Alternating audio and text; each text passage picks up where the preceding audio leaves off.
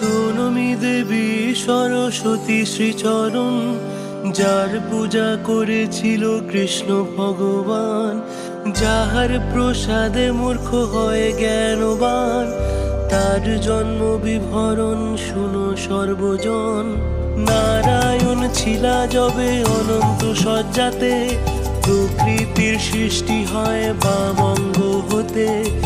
একই প্রকৃতি পরে নানা মূর্তি লয়, তারই অন্য রূপ সরস্বতী যে হয়।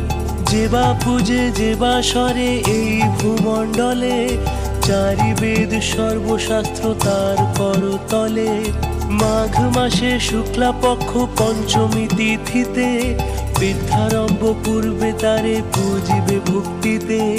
পূর্ব দিনে হবিষ্যান্ন করিয়া গ্রহণ, সেই পঞ্চমী দিনে তারে করি